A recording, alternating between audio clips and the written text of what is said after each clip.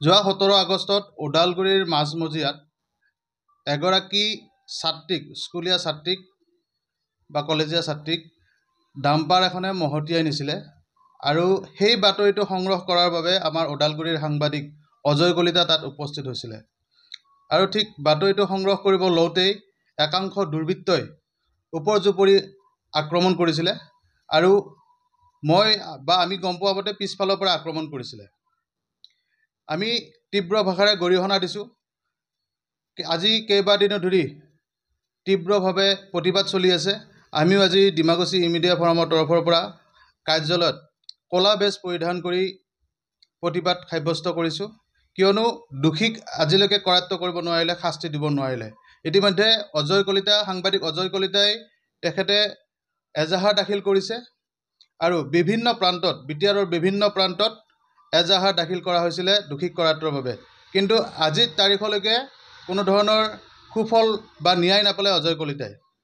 যিহেতু এটা চতুৰ্থ স্তম্ভৰ লগত জড়িত বা সমাজৰ বিভিন্ন আমি যিটো দিশ আমি উদঙাই দিওঁ, দুৰ্নীতিবিলাক আমি উদঙাই দিওঁ, যিহেতু আমি সমাজৰ হৈ লাগি আছোঁ বা লাগি থকা যায় বিভিন্ন কাৰণত। আৰু আজি অজয় কলিতা ন্যায়ৰ দাবীত আমি এনেদৰে প্ৰতিবাদ সাব্যস্ত কৰিছোঁ আৰু অতি শীঘ্ৰে দোষীক শাস্তি দি কৰায়ত্ব কৰি আমাক ন্যায় প্ৰদান কৰিব বুলি আমি আশাবাদী। আৰু আজি এনেদৰে আমি তীব্ৰ ভাষাৰে গৰিহণা দিছোঁ। আজি ই মিডিয়া ফৰামৰ পৰা ক'লা বেজ পৰিধান কৰিছোঁ।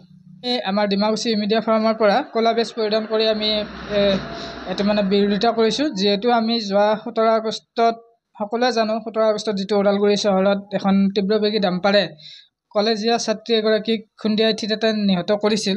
তাত সেই বাতৰি সংগ্ৰহ কৰিবলৈ গৈছিল আমাৰ ওদালগুৰি সাংবাদিক অজয় কলিতা, আৰু অজয় কলিতাক তাতে কিছুমান দুষ্টচক্ৰ বা দুষ্কৃতিকাৰীয়ে ধৰি ভিজুৱেল সংগ্ৰহ কৰি থকা সময়ত আক্ৰমণ চলাইছিল। আৰু সেই আক্ৰমণকাৰীক আজিলৈকে যিহেতু প্ৰশাসনে কৰায়ত্ব কৰিব পৰা নাই বা বিচাৰি উলিয়াব পৰা নাই, তাৰ বাবে আমাৰ ওদালগুৰি জিলাৰ সমূহ সাংবাদিক সন্থা হওক বা প্ৰেছ ক্লাব হওক সকলোৱে আজি 2-3 দিন ধৰি ক'লা বেজ পৰিধান কৰি ইয়াৰ তীব্ৰ বিৰোধিতা কৰি আহিছে। আৰু তাৰ লগতে আমি আমাৰ ডিমাকুছী মিডিয়া ফৰামৰ পৰাও আমি আজি ইয়াতে আমাৰ কাৰ্যালয়ত ক'লা বেজ পৰিধান কৰি তীব্ৰ গৰিহণা দিছোঁ। আৰু জিলা প্ৰশাসন হওক বা আমাৰ আৰক্ষী প্ৰশাসনক আমি অতি শীঘ্ৰে অজয় কলিতাক যিসকল ব্যক্তিয়ে আক্ৰমণ চলাইছিল তেওঁলোকক চিনাক্ত কৰি উচিত শাস্তি প্ৰদান কৰিবলৈ আমি দাবী জনালোঁ।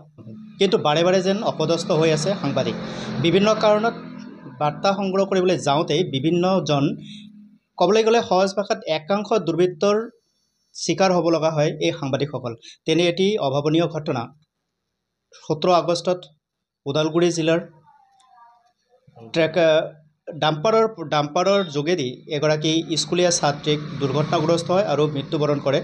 সেই বাতৰি সংগ্ৰহ কৰিবলৈ যোৱা এগৰাকী আমাৰ সংবাদদাতা অজয় কলিতাক একাংশ লোকে ভিজুৱেল সংগ্ৰহ কৰিবৰ কাৰণে বাধা প্ৰদান কৰে আৰু যেতিয়া তেওঁ মিডিয়া পাৰ্চন বুলি চিনাকি দিয়ে তাৰ পিছত হোৱা দোৱা লাগে আৰু এই সুযোগতেই এছাম দুৰ্বৃত্তই পিছফালৰ পৰা তেখেতক আঘাতপ্ৰাপ্ত কৰে। আৰু এই কথাটোৱে বৰ্তমান সংবাদ জগতত এক খলকনিৰ সৃষ্টি কৰিছে। বাৰে বাৰে উত্থাপন হৈ আহিছে যে সাংবাদিকসকল সুৰক্ষিত নহয় নেকি?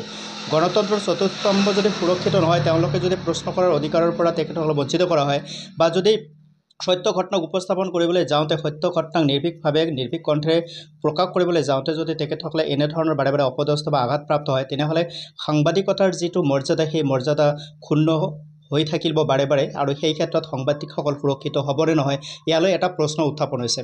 তেনে ক্ষেত্ৰত ওদালগুৰিৰ সংবাদদাতা অজয় কলিতা বহুত বছৰ ধৰি এই সংবাদ জগতৰ লগত জড়িত হৈ আছে আৰু তেখেতৰ লগতে এই অভাৱনীয় ঘটনাটো সংঘটিত হৈছে।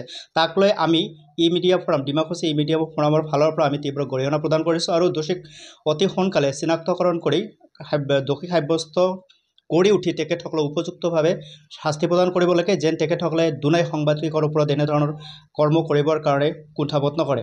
আৰু এনে ক্ষেত্ৰত বৰ্তমান ওদালগুৰি বিটিআৰ অঞ্চলৰ যিখিনি আমাৰ সংবাদদাতা আছে তেখেতসকল এই ক্ষেত্ৰটোত সজাগ হওক, সাৱধান হওক আৰু প্ৰত্যেকেই এনেকুৱা ক্ষেত্ৰত তীক্ষ্ণ দৃষ্টি ৰাখক আৰু এনেধৰণৰ যদি কোনো দুৰ্বৃত্ত দৃষ্টিগোচৰ হয় তেনেহ'লে তেখেতসকলক চিনাক্ত কৰি ৰাখক আৰু অনাগত দিনত তেখেতসকলৰ ওপৰত বিধ ব্যৱস্থা কৰাৰ কাৰণেও আমি ব্যৱস্থা গ্ৰহণ কৰিব লাগিব। গতিকে এনেধৰণৰ ঘটনা দুনাই পৰিৱৰ্তিত হওক। আমি ডিমাকুছী ই মিডিয়া ফৰামৰ ফালৰ পৰা আমি সকলোৱে আহ্বান জনাইছোঁ আৰু সংবাদদাতাসকলক একত্ৰিত হৈ এনেধৰণৰ দোষীসকলক কাৰায়ত্ব কৰি উপযুক্ত শাস্তি বিধান কৰিবৰ কাৰণে আমি আমাৰ এডমিনিষ্ট্ৰেটিভ যি আমাৰ উপায়ুক্ত মহোদয় আছে তেখেতসকলৰ যোগেদি এটি উচিত প্ৰশাসনিক ব্যৱস্থা গ্ৰহণ কৰিব বুলি আমি ইয়াৰ যোগেদি আহ্বান জনাইছোঁ আৰু আজিৰ দিনটোত যিহেতুকে এইটো এটা খুব ক'বলৈ গ'লে শোকাবহ ঘটনা, এটি আৰ্থযুক্ত ঘটনা। তো তেনে ক্ষেত্ৰত আজি ওদালগুৰি বিটিআৰত বিভিন্ন প্ৰেছ ক্লাবেই হওক বা সংঘই হওক তেখেতসকলে ক'লা বেজ পৰিধান কৰি ইয়াৰ তীব্ৰ বিৰোধিতা কৰিছে। আমিও ই মিডিয়া ফৰ্মৰ ফালৰ পৰা আজি ক'লা বেজ ধাৰণ কৰি আজি মুখ্য কাৰ্যালয়ৰ পৰাও আমি তীব্ৰ বিৰোধিতা কৰিছোঁ, গৰিহণা প্ৰদান কৰিছোঁ। দোষী সাব্যস্ত কৰিব লাগে অনতিপলমে। এই ক্ষেত্ৰত